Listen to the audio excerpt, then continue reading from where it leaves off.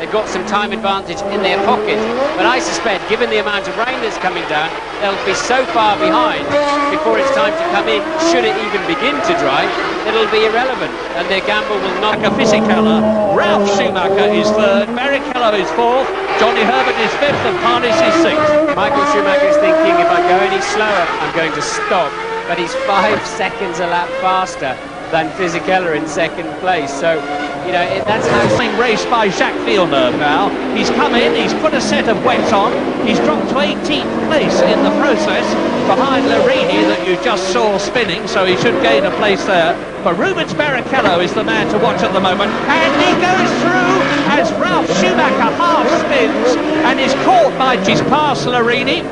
There is Schumacher behind him, Fisichella behind him is, and here is Schumacher. What's the problem?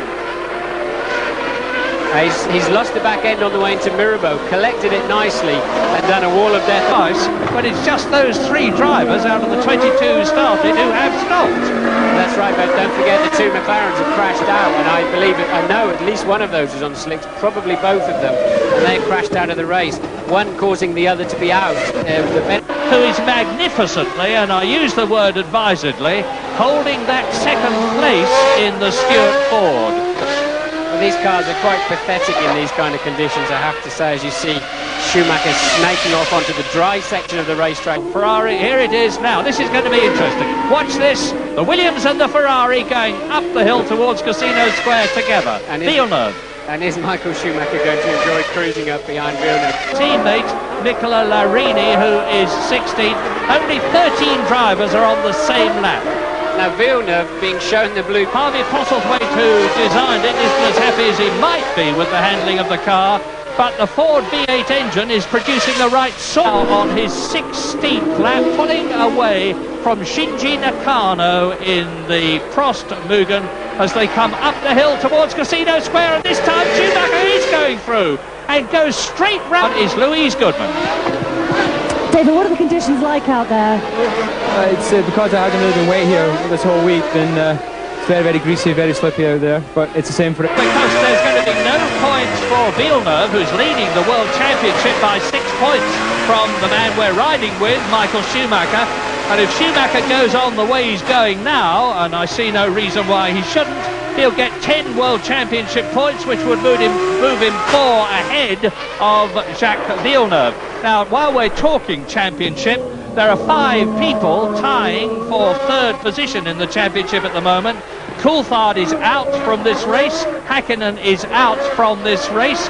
Gerhard Berger is out of the points. Eddie Irvine is 4 seconds slower than in qualifying. Absolutely incredible. That gives you an idea of just how slippery it is, how difficult it is to get on the throttle. You don't want to touch the brake. You get to the corner and you think, I don't want to brake. I don't. And then as soon as you start to blend the speed off, you think, I don't want to downshift. That's going to lock the wheels as well. Look at the way Panis is fighting with the steering wheel, and he's going along at little more than pedestrian pace in Formula 1 terms. But he's working his way back onto the rear tail light there of Fisichella's Jordan, once again having been held up by Berger. And James, you've got some information for us about Jacques Villeneuve. That's right, Martin. He came in and put intermediates on, went out and found the car completely uncontrollable. He was fiddling around with the brake bias, front and rear, and that messed it up. 1 seconds behind Michael Schumacher, but his last lap was half a second quicker, not very much, but there's going to be about another 55 laps to go, and Panis just driving to him. Nicely done. He's not going to be rattled by Panis. Look, and Panis makes another mistake. Fisichella's got the coolest head there just at the moment. Panis is going to have to calm down if he's going to get past him. So who is Giancarlo Fisichella? Well, the answer is he's Italian, he's 24 years. As I know, that he can overtake him out of the tunnel down into the chicane, providing he doesn't go and block a brake. But he's got to calm down and get in position to do that first. He's much better under braking for the chicane just coming into the house. He'll make some inroads into Barrichello, and we'll see if he can close that gap enough. We didn't see what happened to Sauber off. That is 12 cars left out of the 22 who started. Jan Magnussen is in 7th position behind. Just about half time rather. I'm not going to talk about distance, because what was intended to be a 78 lap isn't here. Well, Magnussen couldn't hold a candle to Ayrton Senna, in my view, as Panis gets very, very wide. But we have Louise in... The sole real battle on the circuit in terms of close proximity of cars. And you've said it before, Martin, I'll say it again. The difference between the smoothness of Fisichella and the raggedness of Panis is outstanding.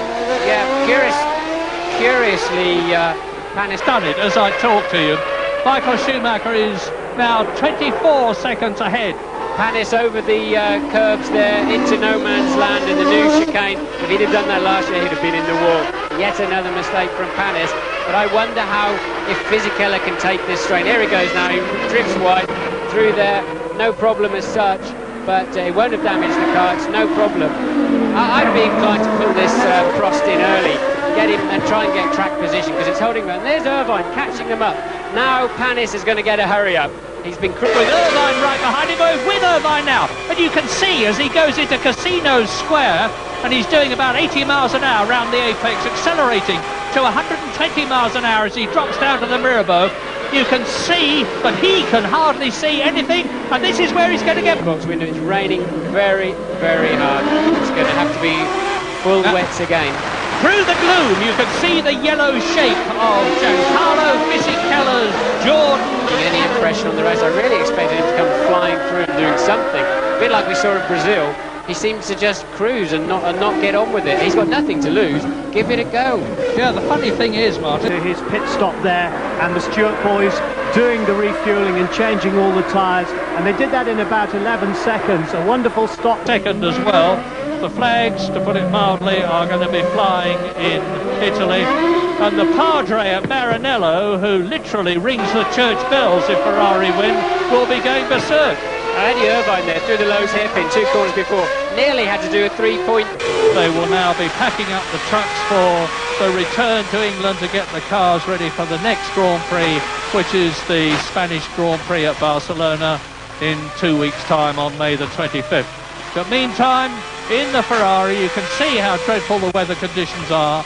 Lap 44, 36 minutes to go. Eddie Irvine, third position, catching Rubens Barrichello, but I say again, Irvine has got to stop.